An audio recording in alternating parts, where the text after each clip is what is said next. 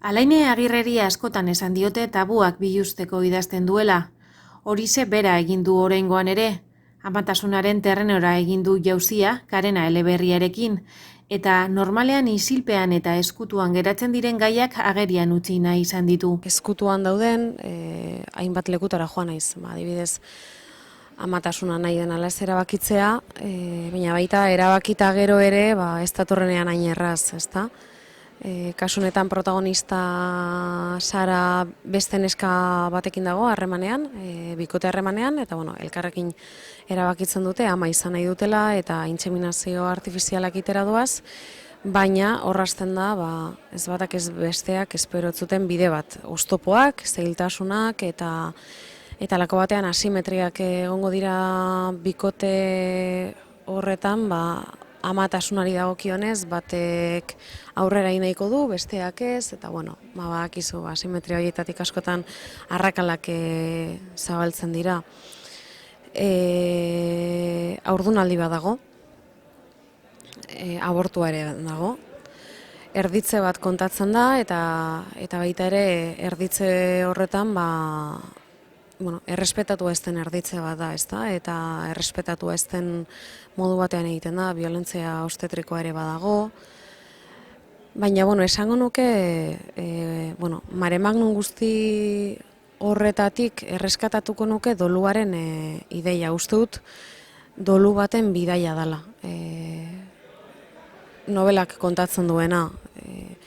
Gizarteak ukatzen duen dolu bat da, dolu gestazionala, nahi duzun haurdunaldia galtzen duzunean, ez zaio lekurik egiten, ez da horretaz hitz egiten, isigarazi egiten da eta isildu egiten dugu. Eta hori nire ustez, ez nire ustez bakarrik da, emakumearenganako bortizkeriaren beste formetako bat. Ugalketak sostengatzen du gizartea, baina aldi berean gizartea ez dago ugalketa prozesuak eta emakume horiek sostengatzen, ez da. Errebindikatzen dut gainera, Sara ere badela ama, bere umea, bizirik jaio ez den arren, ama asko daude, eta horren rebindikazio bat ere badago. Eta nik uste dela hori aldarri bat, ez da? Isilpean daukagun honen, susurla honen aldarri bat. Formari dagokionez, nire beste nobeletan bezala eskatzen zian novelak atal laburretan kontatzea, uste dut intentsiadaagatik eta indarragatik dela. Aldi berean ez dira tonu eta estilo berberean idatzitako atalak, denak bata bestearen jarraian datozenak, batzuk tonuz dira dramatikoak, beste batzuk umoretsuak, beste batzuk behar bada gehiago lerratzen dira hizkuntza edo estilo zientifikoago baterantz, beste batzuk lirikoak dira. Atal bakoitzak du bere teknika, bere poetika eta bere zentzua. Eta niretzat importante izaten da atal bakoitza mimatzea eta izan dadila bakoitza borobila, ezta? Era berean, atal txiki edo labur horiek parte handiagoetan sartuta doaz, nik sentitzen dut Sararen bidaia horren, hau da irakurleak jarraitzen duen bidaia hori, Sararena kanpotik eta barrutik ikusiko dugu, eta bidaia horren geltokiak direla, ezta? Novela hasten da, Sarak barruan daraman umearen gaitza identifikatzen dute eta diagnostikoarekin batera jasotzen duen kolpearekin hasten da novela. Eta gero denboran atzera egiten da, kontatzeko nola iritsi den haurdunaldi horretara, ezta? Zenbat kostatu zaion diagnostikoaren momentu horretaraino iristea, zenbat min dagoen lehenagotik ere, ezta? Askotan ez delako ez dugulako kontuan hartzen, lehenago ere badagoela bide bat, ezta? Estiloz ere, egia esan nire aipatzen dizkiaten ezaugarriak, hala nola intentsitatea, emozioa, pultsioa, pasioa, indarra, hizkuntzarekin edertasuna bilatu nahi izate bat, obsesio txiki hori daukat betianik, guzti horiek hor daude. Egia da, novela bakoitzak eskatzen dizula zelan izan behar den idatzia eta zentzu horretan nik desberdin sentitzen ditut guztiak, baina aldi berean denak daude batasun baten barruan edo ahots berak idatzita, ezta? Esan niezazuke unibertso beraren parte direla denak, baina bakoitza dela planeta sistema bat eta bakarra, besteengandik desberdina. Baina aldi berean hori izan da, kuriosoa, urteak neramatzalako idatzi barik, helduentzat idatzi barik, eta neuzkan lehenengo novela idatzi aurretik neuzkan galdera eta zalantza horiek, batez ere ahotsarekiko, zein izango da nire ahotsa, orain, urteak daramatzat idatzi gabe, nik neu sentitzen nuen beste leku batean nengoela, desberdin, ez dakit, beste leku batean, besterik gabe, ezta? Eta enekien hori nola islatuko zen nire idazkeran edo. Harritu naiz, baina aldi berean ez ikusi dudanean nire betiko ahots hori dagoela, ezta? Dena den hemen nik sentitzen dut, novela honekin beste leku batera joan naizela, besteak baino ez dakit, helduagoa, pausatuagoa, inkluso borobilagoa uste dut, esango nuke, atera dela sentitzen dut, minaren dialoga hor dago, ezta? Askotan aipatzen dute nire liburuetatik hori, ezta? Minaren dialogoa hor dago, baina baita ere minaren sostengu bat dago, minaren gandik. Ez dakit, minari beldurri gabe begiratze bat, norbere burua sostengatze bat, eta min horren barruan loratze bat. Eta uste dut, daudela baita ere maitasuna, argitasuna eta esperantza. Behar bada, ez dakit, ekaitzaren ondoren zerua oraindik ilun, oraindik denso dagoenean eguzki izpiak ateratzen direnean bezala. Esan nahi dut, aitortuko dizut zerua nahiko iluna dagoela, baina izpi batzuk behintzat badaude. Laguntza bidezko ugalketa teknikak bat bada, bai, gure, ez dakit, gizarte postmoderno honen beste, elementuetako edo, ez dakit, ezaugarrietako edo ez dakit nola definitu, baina beste zera bat da, ez da, isilpean eramaten dana askotan, eta ustut isiltasun hori arrakalatzen hasi dela, eta importantea da. Arrakala horiek eragitea, ez da, beste kontu bat baita ere da abortuarena, abortua isiltzeko mila mekanismo daude, behar bada, ez dakit agerikoena da, 12 aste bete arte haurdunaldi bat ezin komunikatu izate hori, ez da, horren atzean zer dago? Beti esaten duguna, abortu bat baldin badaukat, zer, ematen du isildin behar da abortua, zer da, gure emakumeon errua, lotxatu behar gara, errudun sentitu behar gara, tapatu behar da, zer gertatzen da gainera, gizarteak ez dauka, bete beharrik, abortu hori jasan duen emakume hori sostengatzeko? Ugalketa zer da bakarrik? Ume bat bizirik eta osasuntsu ateratzen denean, amarik ez da existitzen, hori ere asko, eta aipatu duzu baita ere, biolentza obstetrikoa, ez da?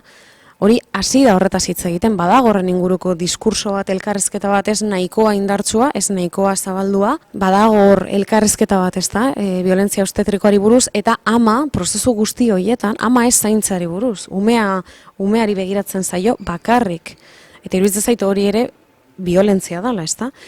Baina pentsa, are tabuagoa da berez, are isilduago daramagu eta tapatuago abortuen kasuan. Esaten dut emakumeak gaudela produzitzeko eta erreproduzitzeko, ala hartuak gara, ez da? Eta produzitzeari utzi aldiogu bakarrik erreproduzitzera goaztenean, eta askotan, gehienetan, eta ja beti, ez da ere.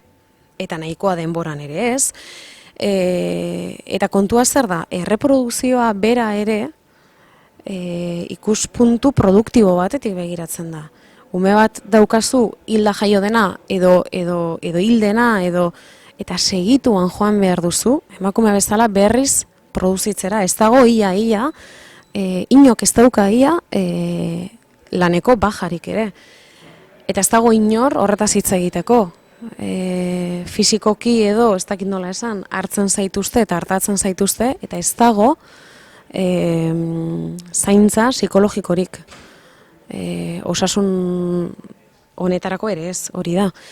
Baina esango nuke, hau benetan dala, bereziki dala, emakumea zaintzen ez den leku bat, egoera bat, benetan gauza asko ukatzen ditugu, ez da, gaurko gizartean, baina esango nuke, ez dakit, hau bezain beste gauza gutxi egongo dira. Eta berez dolu gestazionala da, beste gauza bat, beste min bat ukatzen dena, debekatu iaia, ez da?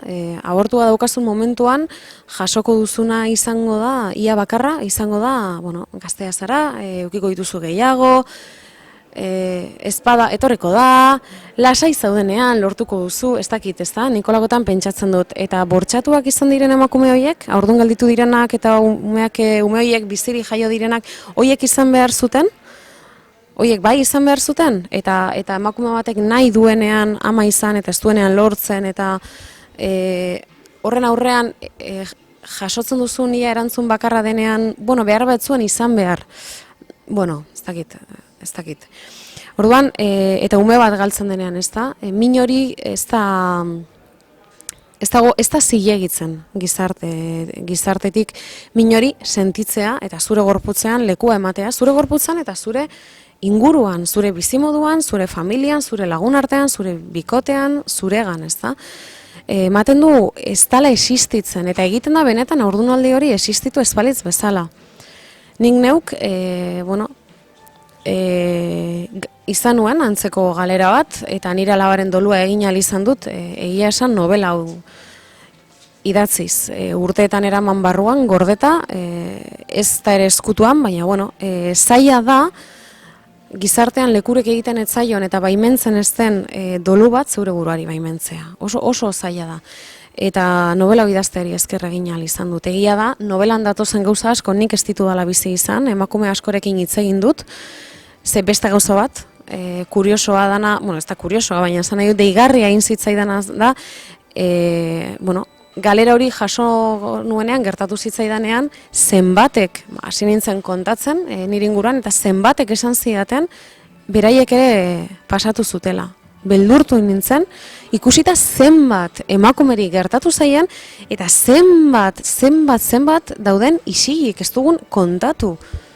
Eta hori, min hori, ez doa, min hori gure gorputzean gelditzen da, eta ez da joaten. Hori dana dago novelan, ez da? Bai sentitu dut baita ere, hitz egin dudan, eta ezagutu ditudan emakume guzti horiek badaudela novelan, novela hientzat dela, ez bakarrik, niretzat, importantea da beti, bezala, literatura egitea, egia esan ez dut ez dara idazten ez dakiz errebindikatzeko, hori gero behar bada, ateratzen da, zeharkako modu batean, ni zeharkatzen hauelako, ez da, eta ezin dudalako idatzi, sinisten ez dudan ezer. Novela bakoitza idatzi duanean, zeharo sinistu dut egiten nuena, naiz eta zalantzak euki intseguritateak, beti kontatu nahi izan nuen hori, ez da, naiz eta deserosoa izan den, edo askotan, aurpegiratu didaten gordina dela egiten dudana.